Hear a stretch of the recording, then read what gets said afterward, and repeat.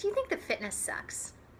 Do you really hate the idea of exercising and sweating and slogging it out on a treadmill or at the gym and doing all that boring stuff? Do you? Well, if you do, I've got good news for you. The good news is that fitness actually can be fun. It doesn't have to suck. It doesn't have to be boring. It doesn't have to be something to dread. It can be fun. So about 2 days ago, I hopped here on Facebook Live and I shared a few tips for making getting healthy not suck.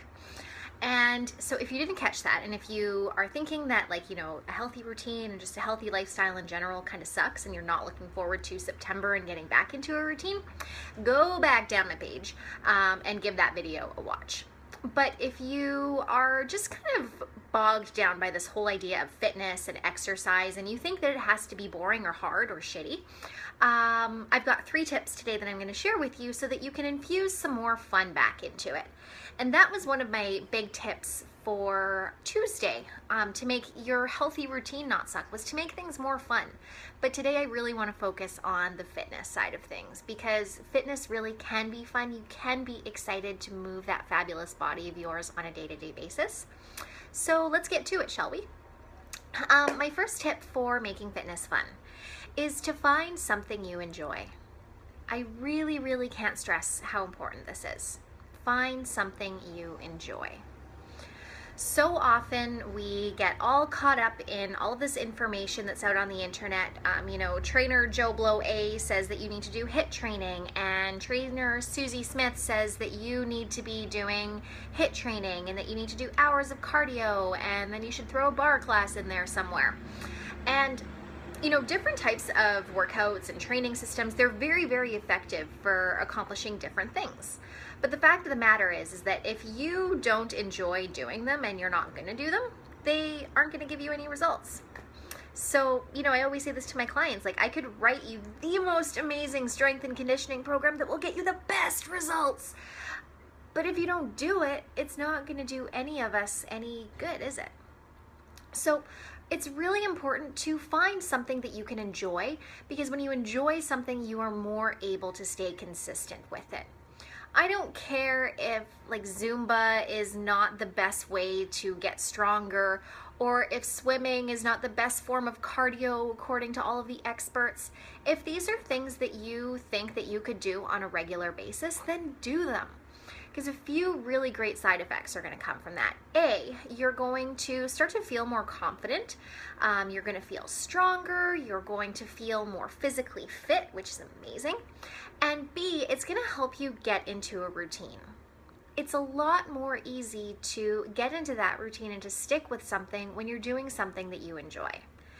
And if you've got goals later down the road of maybe running a half marathon or doing something different that maybe is not best suited by using Zumba as your primary method of training, that's okay, because if you start off with those things that you love, it will be easier to incorporate those things that you maybe don't love so much but will be better suited to help you accomplish a specific goal later down the road. So we're looking at the long-term picture here, as opposed to forcing yourself to do stuff you hate in the short term and then giving up a few weeks, months, maybe even days after.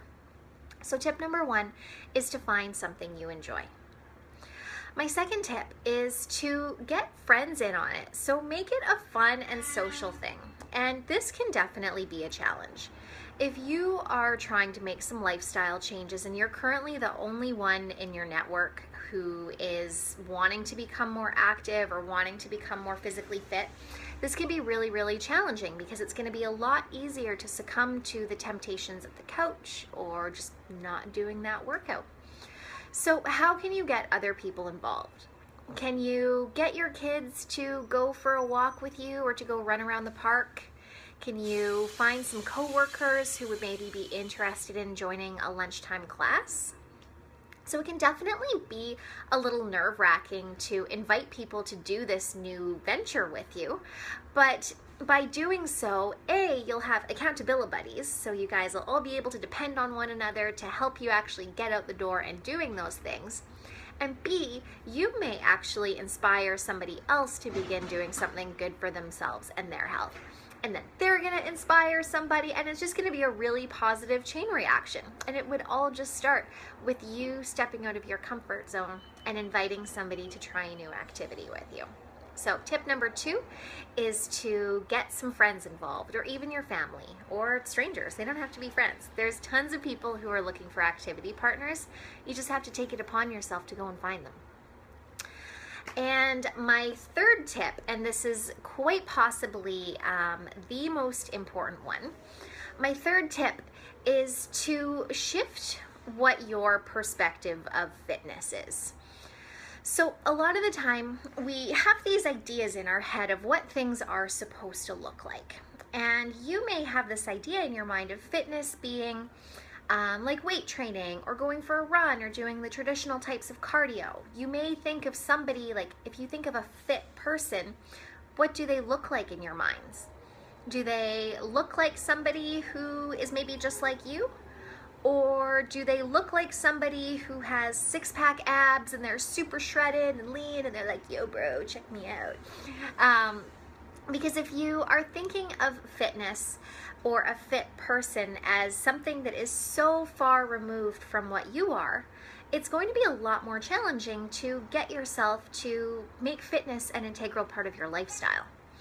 You know, we throw around the word fitness for a lot of different things when it comes to exercise and like, you know, being physically fit, but really the definition, like the actual like biological definition of fitness is, I'm just looking at it behind here, it's an organism's ability to survive and reproduce in a specific environment. So it's being fit to your environment. You're able to accomplish your day-to-day tasks. You are able to reproduce, and maybe you are not, and that doesn't make you unfit. You know, this is just, we're looking at it from like a very biological standpoint, you as like an organism. So you yourself, or even like a little tiny bacterium.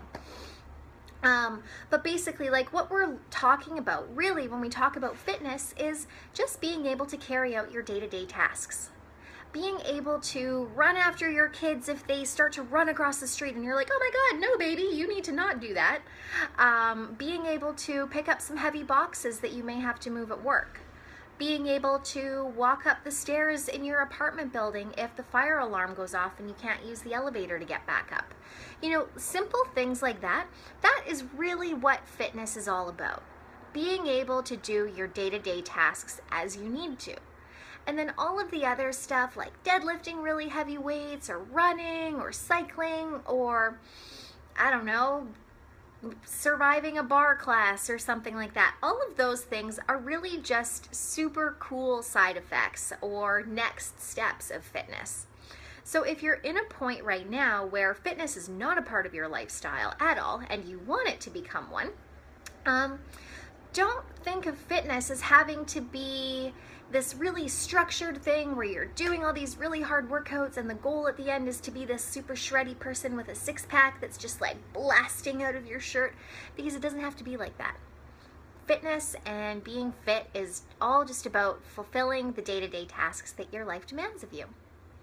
So 3 tips for making fitness fun.